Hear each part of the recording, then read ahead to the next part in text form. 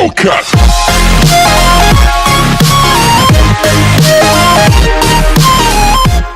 Hey everyone, my name is Shane, or Queen Bean, and welcome back to my channel. So today I wanted to talk about shopping at a local pet store versus shopping at chain pet stores like PetSmart or Petco. And as you know, there is a local pet store that I absolutely love, and so I totally stand behind local pet stores. Christmas is coming up on Monday, so it's Tuesday. Sorry, yeah, our Christmas might be on Monday. Also, sorry, there's a weird reflection. Obviously, there's a window back there. Oh, and special guest. He's like, don't touch. Special guest is Draco here. He's very cute. He loves... Bring me back to the window. Yeah, he loves to look out the window, so we'll let him look out the window.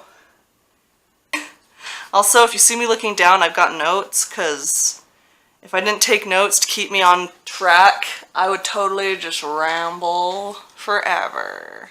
So Christmas is coming up on Tuesday, and unfortunately, a lot of people, parents in particular, go out to these chain pet stores and see the little baby animals like the bearded dragons and the leopard geckos, and they decide that would make a great gift for their child. Having done zero research and knowing nothing about the actual care and time that goes into these animals, son of a biscuit, everyone is just go. Oh yeah. Present. Yeah, and they're like, oh, that'd make a great present for my child. And usually it's kids that are like 5 or something, like super young, that when you get this animal, they're not going to take care of it, you're going to be taking care of it. But yeah, you're going to end up taking care of these animals, and I feel like people look at reptiles or amphibians or arachnids and stuff like that, and some of them are like easier than others to take care of. But honestly, most reptiles and exotic animals, like, a lot goes into them, and people don't understand that. They think they can just pick up a little tank, like a little 10-gallon tank for whatever they're buying, because they're tiny. They don't realize how big some of these animals get. They toss them in there and, you know, put a couple things like a water dish and maybe like a little branch or something, and like, that just, it doesn't work like that. And chain pet stores, while not all of them are bad, like for example the PetSmart that I live by, I really only go there to get certain supplies and maybe feeder crickets sometimes, but it's really best to never ever buy your animals from there. That's why it's honestly best to go to a local pet shop, because they get their animals from reputable breeders that know what they're doing, and they know every single animal that they have. They know all the babies that they have. You know, they send healthy animals out. And the animals that you get from PetSmart or Petco are from these giant mass breeding facilities. And there's a lot of abuse that goes on behind the scenes. There's no veterinary care. And as much as I hate PETA, they have some really great footage of Don't bring up PETA. them behind the scenes at these mass breeding places. And even in some of those chain pet stores. When you get an animal from a chain pet store like PetSmart or Petco, they're riddled with disease, they're sick, they're usually not very social. Chain pet stores just are no good. No. They're just no good. Yeah. You're getting sick animals from there. And you're getting... They're like incest. They're sick. And you're getting, like, probably extremely abused animals. You're welcome. Another great option, if you want to get someone an animal, like maybe you're looking for a cat or a dog instead, adopt them. Saying all this, I don't want anyone to go into a PetSmart or a Petco and, you know, be rude to the employees there. The best thing we can do is to not purchase animals from them because that's just contributing to the problem when we buy an animal from them. Don't buy from chain pet stores. Buy from local pet stores where people are educated and they care about these animals. And do your own research. If you want to get yourself or a loved one an animal, first off, I highly advise against it. Don't do that. Go get them a stuffed animal or something, or a movie. Get them anything but an animal. An animal is the worst gift you can give, because oftentimes they're not educated enough to be prepared for this animal. But in saying that, I do have some special footage that's going to be coming up, so be sure to stick around for that. But until then, I'm going to end off this little rambly section.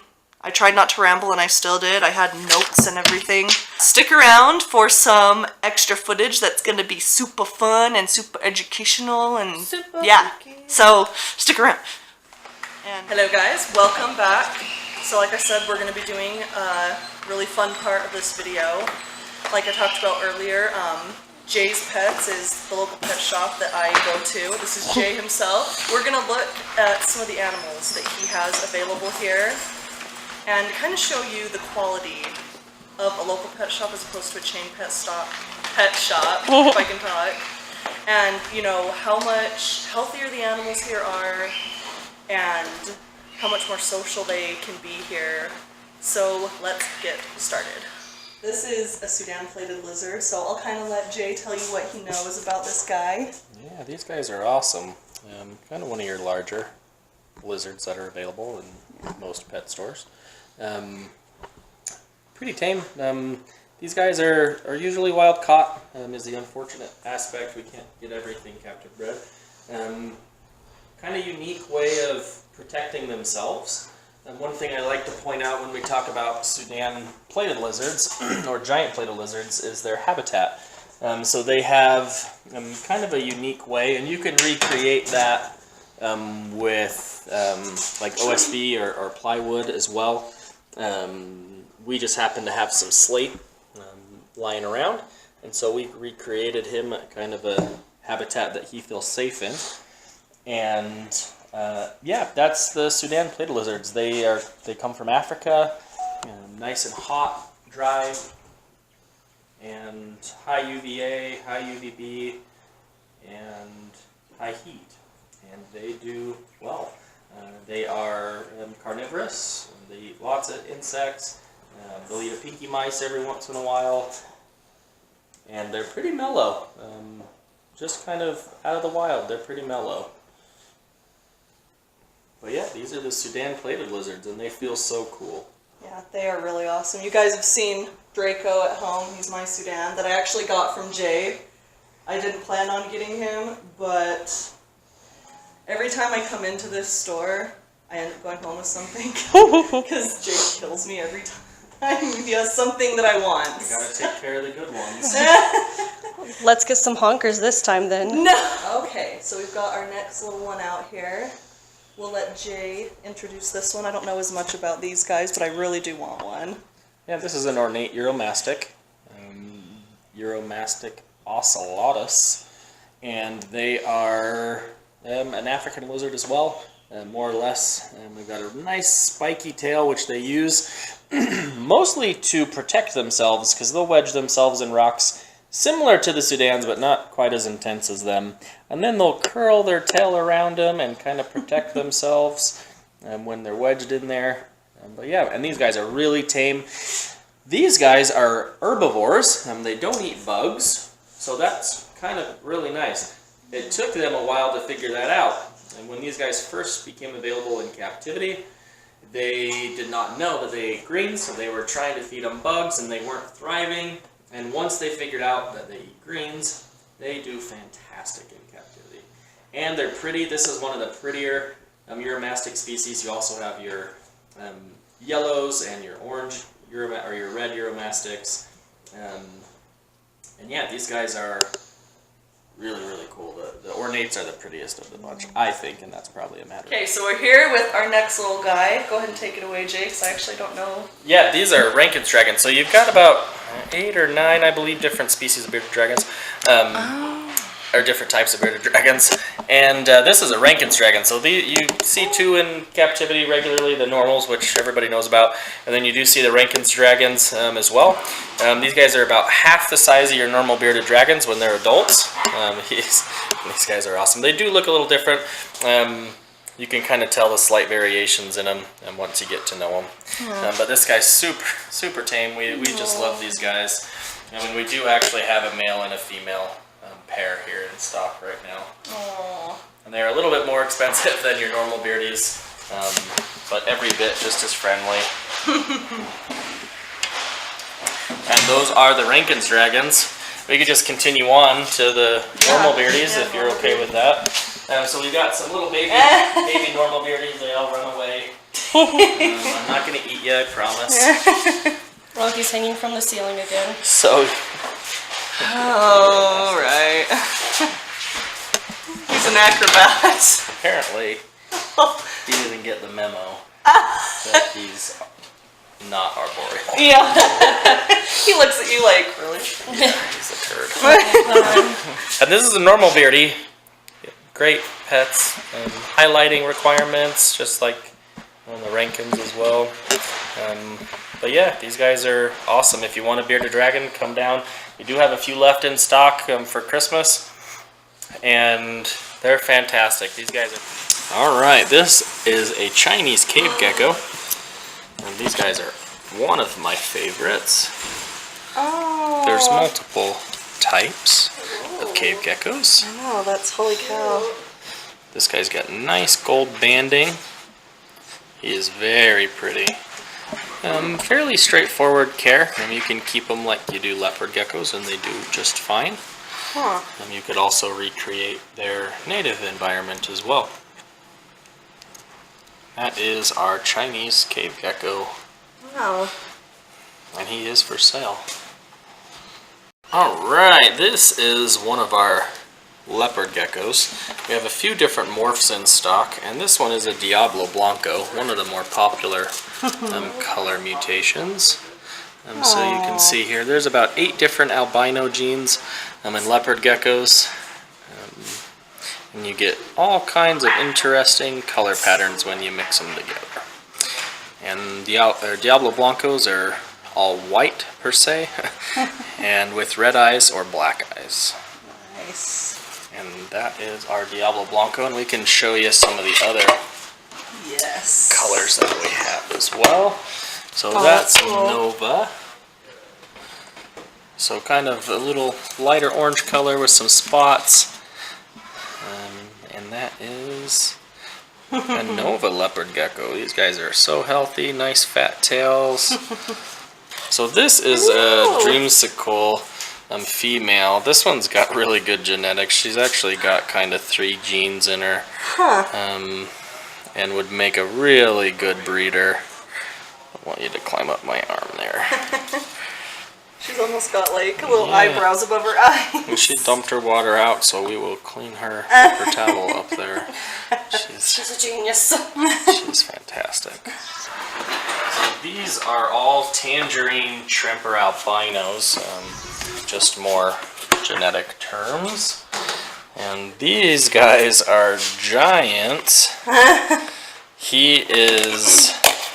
So giants get almost twice the size of your normal leopard geckos, but you can see that tangerine Tremper, you can see why they get that tangerine name, because they're very orange. They're so cute. These guys are pretty tame too. We just love leopard geckos. They make fantastic pets. Yes. And all these are actually locally produced as well. We work really hard to find good quality animals and try to find as much locally produced as we can. And all our leopard geckos are. We can talk about the Bolivian boas. These are super cool. They're a smaller species of boa. Bolivian boas are Boa constrictor amarali.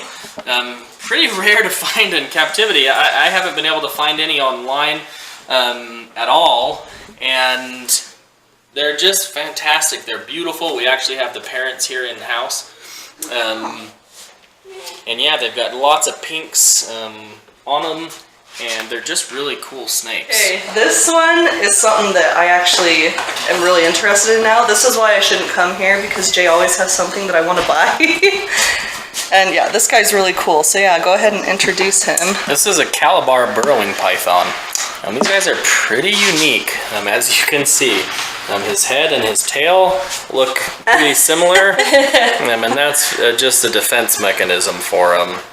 And these guys in the wild eat rodents naturally, and scientists believe that because they eat rodents naturally, that they've developed thicker skin because of that.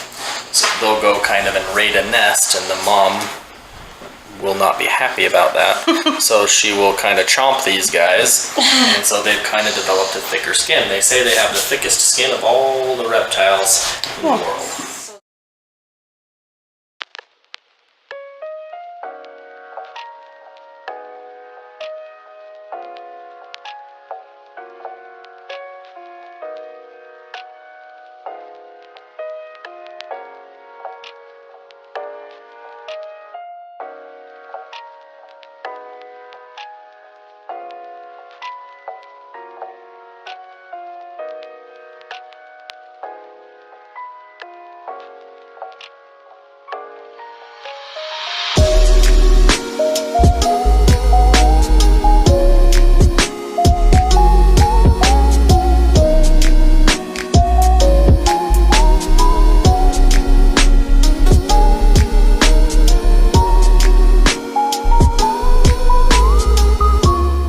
Okay guys, thanks so much for sticking around and watching.